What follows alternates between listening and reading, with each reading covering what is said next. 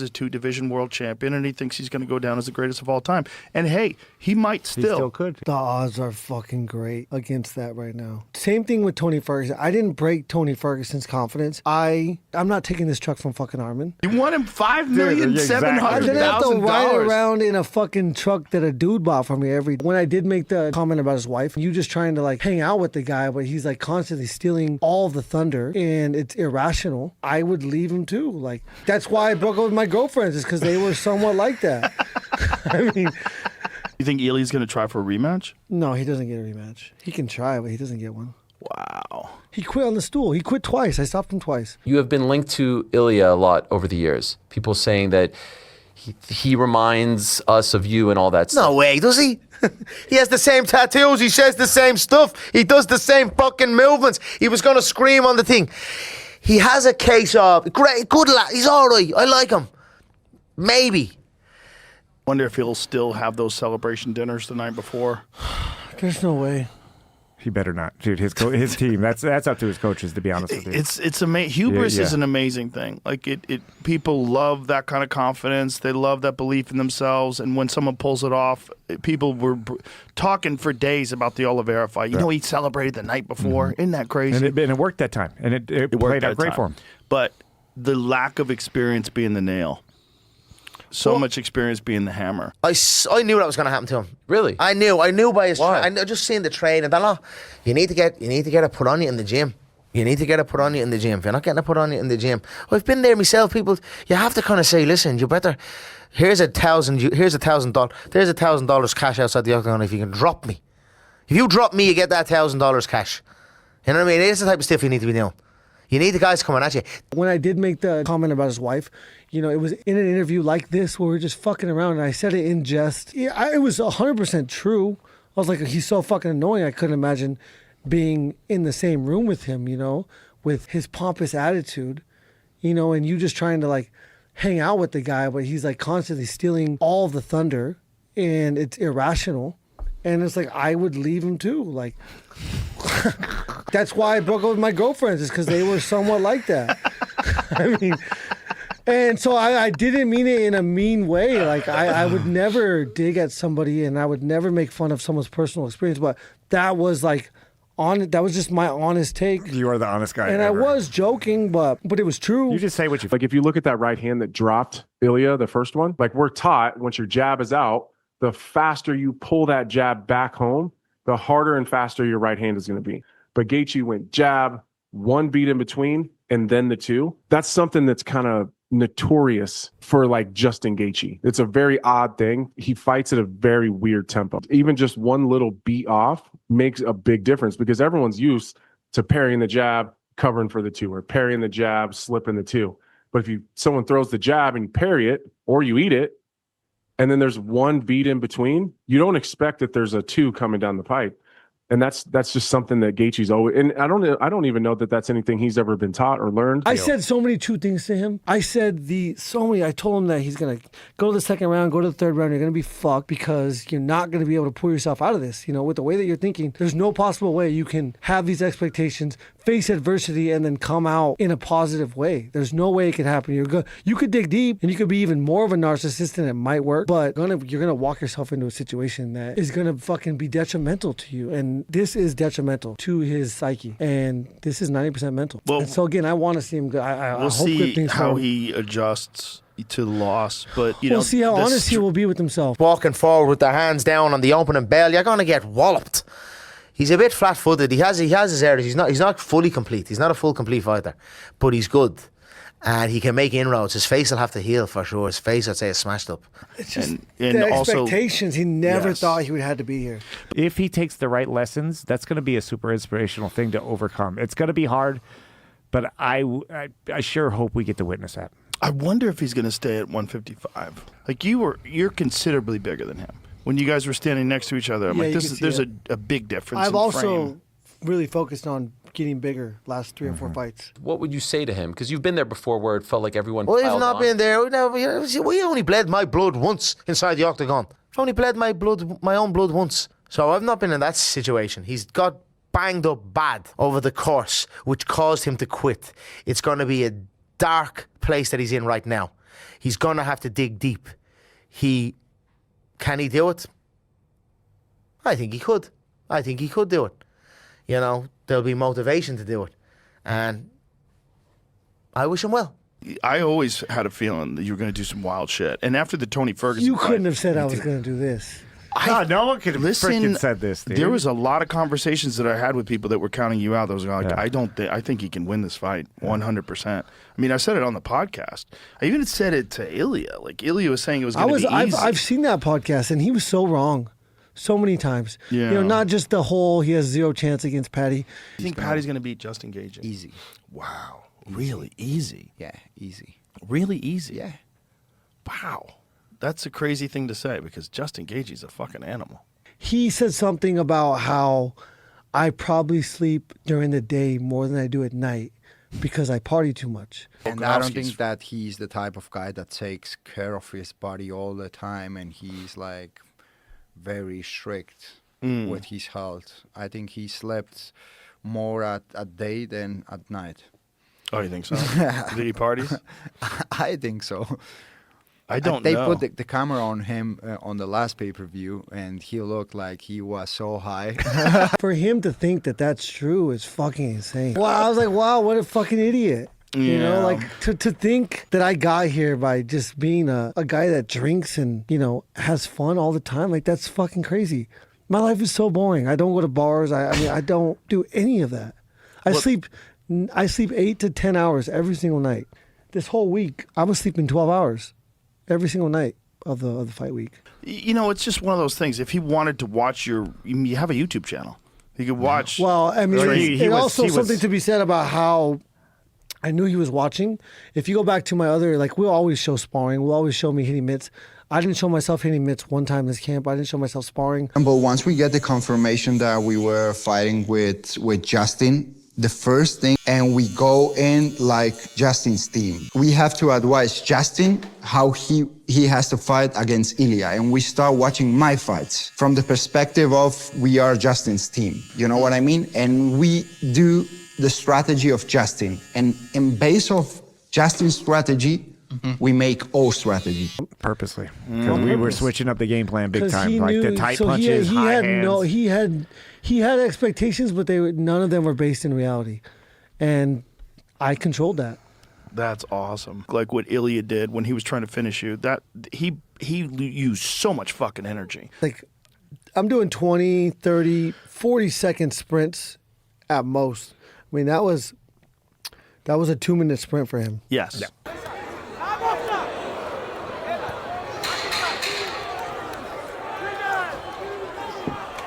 Everything full power, every punch full power. You can't even train for that. Can't. You got to have spots. Right.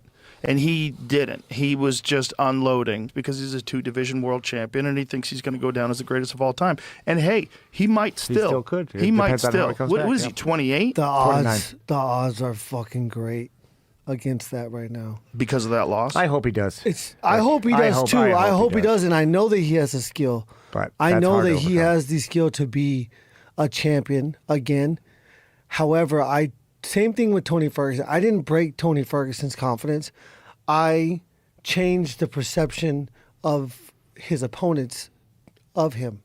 And that is a huge factor when you go in there. Like, who are you fighting? What do you know, before this, he was a guy that you couldn't get through, that you couldn't push through, you couldn't survive with. And once I showed people that all you got to do is get through that, then nobody's ever going to go in there with thinking that he's unbeatable now. You know, and that was his identity. And, you know, that's going to be such a tough task for him to fight people that aren't scared of him. I'm going to go out on a limb and say it right now. The most decorated UFC lightweight. The most decorated. The most decorated. This, Over I'm not saying Nurmagomedov. yes. While everybody argues over one name, iWatch Max fixes the bigger stack. If your house pays for football, fights, movies, and your wife's reality shows, this gets ugly fast.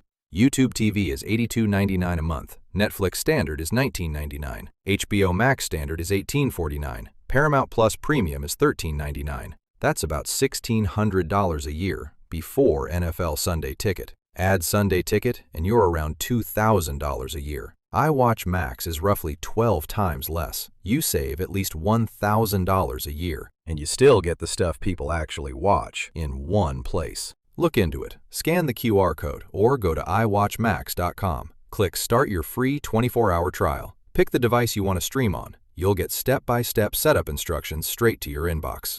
But I'm not ever going to, I'm not taking this truck from fucking Arman. There's absolutely no way I would take a truck. He never shook my hand. Oh, this is Arman Tsarukyan. We should explain that. So Arman Tsarukyan, he bet $1 million on Justin. His friend. And won. He won like 5-3, I believe. 5-7. 5-7? That's what I heard. Yeah. So he 5-7. says he's going to buy me a truck. Are you going to get Justin a truck? Yeah, of course. I just feed what color he wants. What kind of truck? Rum. Oh, yeah. Dana White said rum. Yeah, he did. I got to get the rum. But, I mean, I would What never. kind of truck? Wow, now I just saw yours. Get a Raptor. I have a Shelby. I have a Hens. Shelby Raptor. Those are Baja, pretty dope. Those but are dope. I think now that I've seen your truck, that will be my next truck. Also, it has USA on the side. Yeah. You see the wrap? I love So the that's whole that. thing. You didn't do that rap? Dude, Hennessy that is does that sweet, rap. dude. Hennessy's the No, shit. I want that Yeah. truck. Oh, you need that truck. Yeah. Tell Armin to buy you that fucking truck. No, I'm not taking the truck from him. What the fuck? If I was Armin, I would force it down your throat. I would deliver it to your house and give you a hug. And like the rum is a UFC official sponsor. Maybe they're going to give me discount, maybe 15-10%. Yeah, that'd be good. That'd be good. But you can afford it. I think you're okay. Yeah, if they're not going to give me discount, it's okay. It's not that expensive. That's I right. already checked. You want him $5,700,000. I didn't have to ride around in a fucking truck that a dude bought for me every day. I don't know. I just can't go there. Truck. You won that truck. We didn't shake on it. He does not owe it to me. I don't give a fuck. Take that goddamn I'm right truck. there with you, Joe. Yeah, take the truck, No. dude. It's first of all, it's cool, Yeah. and he might also be your next opponent. Yeah. I mean that's possible. That's That's the guy. He is, I mean, he's the guy. Definitely the guy that's up. That's the guy. I mean, if there's anybody else in the division, that is the guy. I mean, now that Islam is up at 170, who else is there? That's the guy. I agree. Think about where you were when you lost to Max, and then where you are now. The truth of the matter is psychologically, I was not there. I was not prepared mentally for the fight when I fought Max Holloway. It was such a different circumstance. It was, a guy that wasn't in my weight class. It was a guy that I'd never thought about fighting. It was for fun, and the whole experience was so different than any other fight I've ever had when it comes to like being mentally prepared for a fight. Have you ever been in the UFC fighting and you had a girlfriend at the same time? Yes. Were those your worst performances or your better performances? I would say worse. That's what it is. I would say worse. Worse. Why? Mental or physical? Oh, no, not physical. Mental for sure. These girls are crazy, bro. They're crazy. To distract you. There's all distractions, a lot of emotions, never quiet. So we told him to take the fight. He didn't want to take the fight. And then we told him that you're going to keep the title contention fight because that's what they promised us. That's why he was very Well, every one of you was like, oh, something was different. It was like, well, why didn't you guys fucking say something before the fight? You told me afterwards. Tell me after the fight. Dude, like, I knew something was different, but like, I needed to know.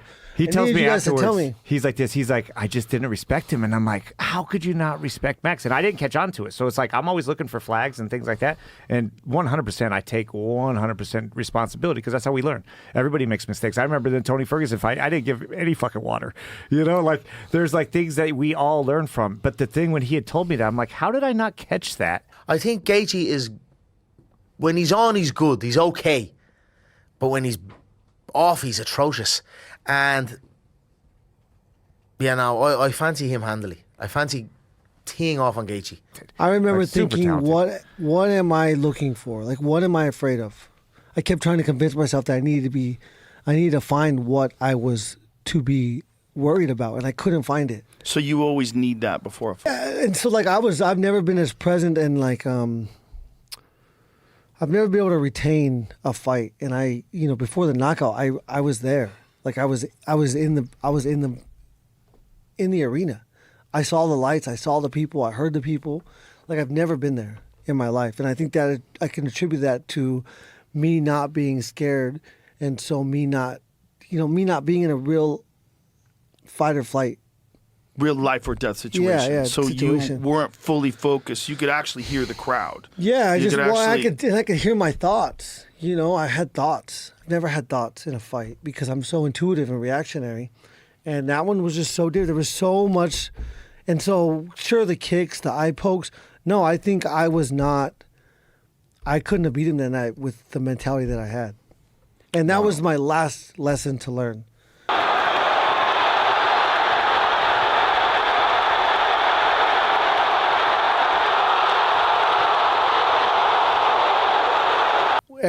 Winning 2 or 3 times in a row and just kind of becoming complacent with how serious what we do is and how dangerous this game is and how much luck and chance are a factor every single night. And so, I wasn't doing the extra credit. I wasn't sitting in the sauna at home, and I don't know why. It's just, and I made that mistake probably into the Eddie Alvarez, Dustin Poirier fights, lost, and then I won 3 or 4 in a row, and then I completely went back to the same mindset of I'm the best in the world. Nobody can beat me, and I paid for it. And those 2 mistakes were huge, very, very big learning lessons. And then the Charles Oliveira fight, I was like, I wanted it so bad, and then I made the moment so much bigger than it actually was because it's just 25 minutes in time, and it's all I can control is being perfect, my preparation for it, but then ultimately being there for 25 minutes and being perfect. And yeah, those are the mistakes. But in most of the fights where he gets tired, he starts to go from this point where he's here to here. Yeah. Once he gets here, then it's like a jabbing war. Then it's like, all right, once I seen him go to the rear leg, then it was just like, get on Justin. But that heat, that humidity, Justin's a gangster. And overcoming the body shot, like I think crazy. think Ilia made a big mistake there. When he went to the ground. I think that was a big mistake on Ilia's part, going to the ground.